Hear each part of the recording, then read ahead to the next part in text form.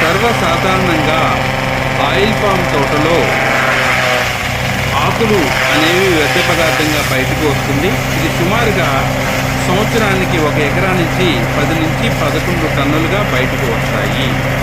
ఈ ఆకులు అంత తొందరగా నేలలో కలిసిపోవు.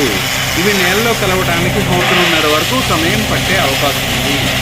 అదేవిధంగా ఈ ఆకుల్లో ఎక్కువగా పొటాషియము మరియు నత్రజని అధికంగా ఉంటుంది. వీటిని కానీ మనం నేలలో కలుపుకున్నట్టయితే దాదాపుగా 20 నుంచి 30% వరకు రసాయన ఎరువుల్ని తగ్గించి వేసుకోవచ్చు. కాబట్టి రైతు సోదరులు ఆకుల్ని ఈ విధంగా చాప్ కటర్ మిషన్ ద్వారా ముక్కలుగా కత్తిరించుకొని 3 మీటర్ల నుంచి 4 మీటర్ల పాదులో కూడా మనం పరుచుకున్నట్లయితే మన ప్రధాన సమస్య అయిన కలుపుని నివారించుకోవచ్చు. అదేవిధంగా ఈ బయోమాస్ చాలా వేగంగా నేలలో కలిసిపోవటం వల్ల మన ఆయిల్ పామ్ తోట సేంద్రియ కర్బన శాతము అదేవిధంగా సేంద్రియ పదార్థ శాతం బాగా పెరుగుతుంది. తద్వారా వానపాములు లాంటి పనికొచ్చే సూక్ష్మజీవుల ఉధృతి బాగా పెరిగే అవకాశం ఉంది.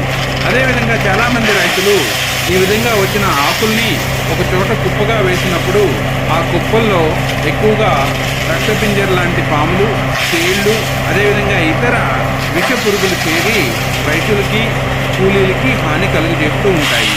కాబట్టి వెంటనే అంటే మట్టల్ని కత్తిరించిన వెంటనే వారం 10 రోజులు ఆరనిచ్చి ఈ విధంగా చాప్ కట్టర్లోకి పంపించినట్లయితే చక్కగా పిండిలాగా తయారైపోతుంది.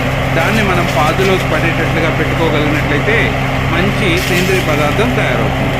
అదేవిధంగా దీన్ని 30 నుంచి 50 HP ట్రాక్టర్కి కనెక్ట్ చేసుకోవాలి. దీని ధర కూడా 50,000 నుంచి 75,000 వరకు మార్కెట్లో లభ్యమవుతున్నాయి.